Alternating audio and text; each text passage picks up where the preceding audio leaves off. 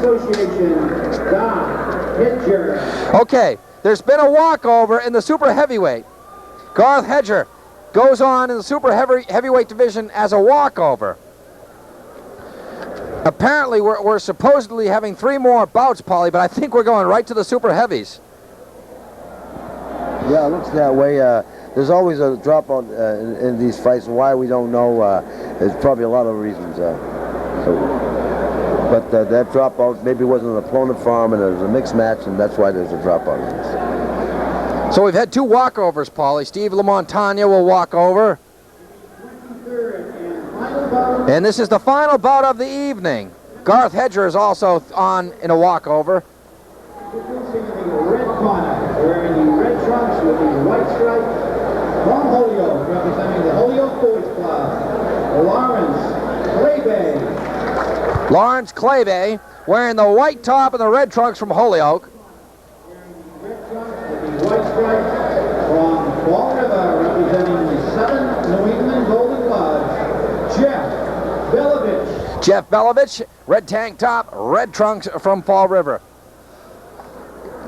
You know who McGee reminded me just a bit of is Teofilo Stevenson, the great Cuban heavyweight. But this is round 1 of the super heavyweight bout. They're going to judge this one by the Richter scale. Jeff Belavitch from Fall River in the red top and red trunks, and then you have Lawrence Clay-Bey from Holyoke with a white tank top and red trunks. Clay-Bey wearing the red headgear. The 2 fighters tie up. This is the final fight of this semifinal evening of boxing, the New England Tournament of Champions. What do you expect to see from these supers? Well, I expect to see some good heavy punches thrown, and they're throwing some punches out there, but they're not really landing. But I don't think we're going to see 3 rounds here. We shouldn't, if they really put their efforts into it, especially with these heavyweights. And right now, Clay-Bey is not throwing as many punches as he should be, and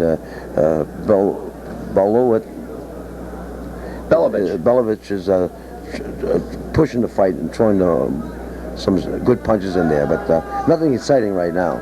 If you were to do a case study, weight class by weight class, would you say that the higher the weight goes, the more knockouts that ratio goes up?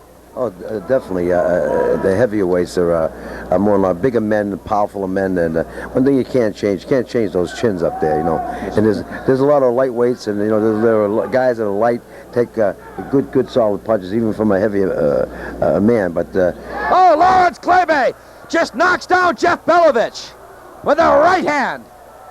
Well, that's the danger about heavyweights. It's just any moment, if you take your eyes off the fight, like in Lewiston, Maine with Sonny Liston, there's a knockout, and as I was turning my head to answer you, I didn't even see that punch. And is this going to be one of them debated things like the Clay and Liston fight, the Phantom Punch? I don't know. I didn't see it, but my head wasn't turned right. Boy, the folks are streaming towards the turnstiles. So Lawrence Clay-Bey has a first-round knockout over Fall River's Jeff Belavitch, and that will conclude our semifinal evening of New England Golden Gloves Tournament of Champions action here on Atlantic Boxing Television. And Paulie, what a great evening it was. A lot of excitement. It was, and especially the last bout. It was a real good fight. It would start off a little slow, but we saw what everybody wanted to see, that big bomb thrown and an opponent wiped out. That's the danger of heavyweights, like I was saying just before it happened. With heavyweight fights, all it takes is one punch and it's over, and it happened. You called most of the fights here tonight, Paulie. So, if we look over tonight, we saw some great TKOs, we saw some good knockouts, we saw some very strange decisions, the decisions that we thought, as the crowd did, had gone the other way. We saw that in a few fights, but the judges saw it differently. Yes, and we saw some great decisions tonight, and you can imagine what tomorrow is going to be like with those great decisions. You're going to see some greater fights, and we saw some fight decisions that weren't maybe to the fitting of the crowd, but tomorrow night they're going to have to make up with that. That fighter that goes home tonight with that booing in his ears has to come out and beat worry about tonight's fight, let alone worrying about tomorrow's fight. So he has to really come out with a great fight.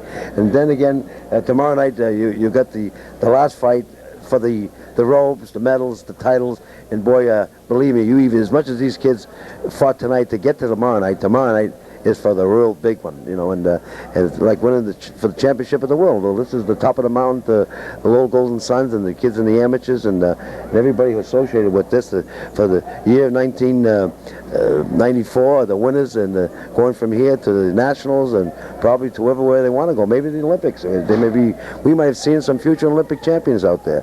And tonight is it, and this is probably the final fight for some of these fighters out there.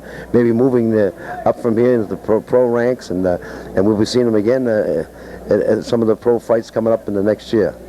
And we'll be seeing you folks again, as we'd like to thank you for tuning in tonight to the semifinal round of the Tournament of Champions for the New England Golden Gloves. So, for my executive producer, Bill Hoare, for Jeff Griffiths, who helped us out here at the Lowell Auditorium in the audiovisual department, for Peter McGowan, Jeremy Swoboda, and Paul Stivaleta, I'm John Horgan saying so long from the Lowell Memorial Auditorium, and we'll see you tomorrow night, everybody, in the finals of the New England Golden Gloves. Take care.